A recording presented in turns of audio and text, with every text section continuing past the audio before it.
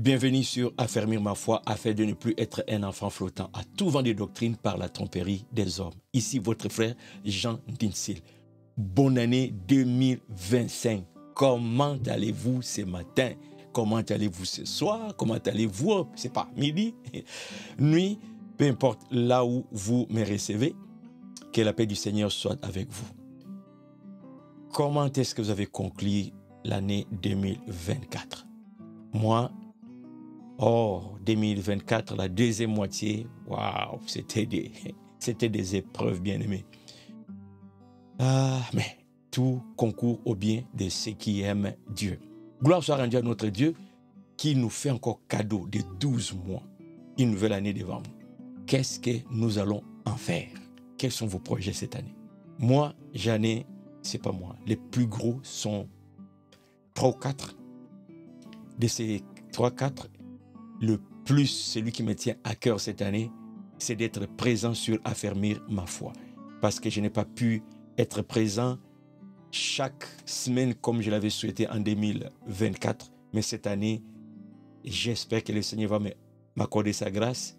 J'aimerais être vraiment régulier afin que le Seigneur m'utilise les dons de l'enseignement de sa parole qu'il a mis en moi, afin que ces dons puissent nous bénir, afin de nous aider à grandir spirituellement. Vous savez, le mois de janvier, c'est le mois où chacun s'assoit et essaie de projeter l'année. Qu'est-ce que je vais faire? On réfléchit. Et je vais vous donner 4 éléments de réflexion qui m'ont servi. Et j'espère que ça va aussi vous aider. Le premier point, décide de grandir dans la foi. En tant que chrétien, il ne suffit pas seulement d'aller à l'église, mais il faut grandir dans la foi, il faut grandir dans la connaissance de la parole du Seigneur. Et ça, c'est une décision personnelle. Vous savez, la Bible dit, désirez comme nouveau-né.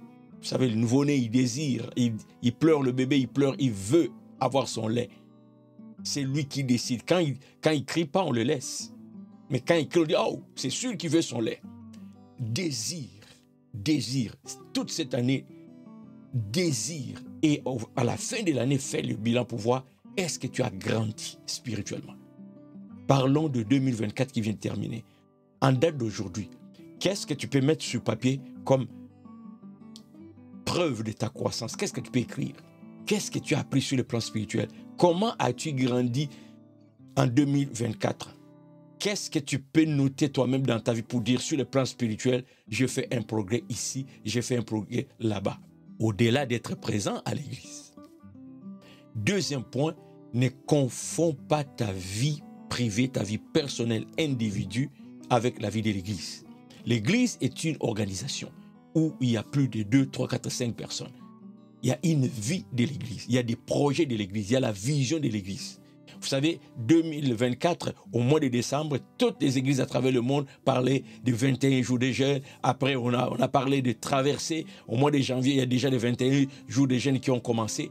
Ça, c'est l'assemblée, ça, c'est l'église. Mais toi, tu dois avoir ta vie. Parce qu'il y a des choses que Dieu va faire dans ta vie qui n'ont rien à voir avec ce qu'il va faire dans ton église. Exemple simple. Peut-être ton appel, le don que Dieu a mis en toi, il va être utile à New York, aux États-Unis, alors que présentement, ton église est installée en Australie. Donc, ce que Dieu va faire avec ton église en Australie n'est pas forcément ce que Dieu va faire avec toi à New York. Ne confonds pas ces deux-là. Troisième point, prends conscience des talents que le Seigneur a mis en toi. Ces talents sont utiles pour ta destinée.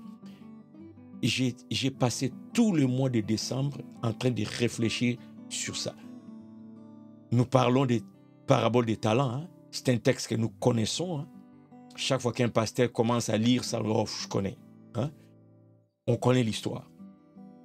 Mais est-ce que ça influence nos vies, cette parabole des talents? Ce que j'ai appris sur ce sujet au mois de décembre a bouleversé ma vie. J'ai écouté des vidéos, j'ai suivi des cours et j'entre en 2025 avec toute une autre réalité, toute une autre vision, toute une autre compréhension des talents. Et ce mois de janvier, je vais me concentrer sur c'est quoi mes talents. et quoi en faire. La parabole de talent nous dit clairement qu'à la fin, il y aura des comptes à rendre. Hein? Bon, c'est quoi tes talents? Et quatrième point, ne te laisse pas intimider sur le plan spirituel. J'ai constaté durant toute l'année 2024, Dieu merci, nous avons l'Internet, quand bien même l'Internet a été critiqué au début par des pasteurs, hein, mais aujourd'hui je vois les bienfaits de l'Internet. Que des gourous avons-nous dans les églises? Ils intimident les enfants de Dieu sous prétexte qu'ils sont serviteurs de Dieu, hommes de Dieu, on ne touche pas. Cette année, nous allons en parler parce que je vois comment des enfants de Dieu sont pris comme des esclaves dans certaines églises. Mais pour toi, mon frère, décide de ne pas te laisser intimider. Tu es disciple de Jésus-Christ. Les autres sont serviteurs de Dieu, au service de Dieu dans ta vie pour la gloire de Dieu. Mais que de ces serviteurs ont dépassé des limites. Grandis dans la parole de Dieu et tu te laisseras plus intimider. Nous en parlerons. Je m'arrête ici, je voulais juste partager avec vous ces 4 points qui sont sujets de réflexion pour moi en ces mois de janvier. Et je pourrais peut-être élaborer encore plus sur chaque point dans mes prochaines publications. Pour aujourd'hui, c'est vraiment contact.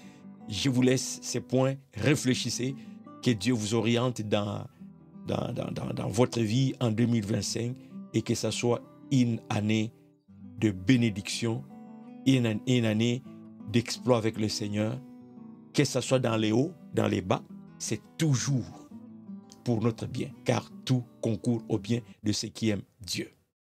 À la prochaine.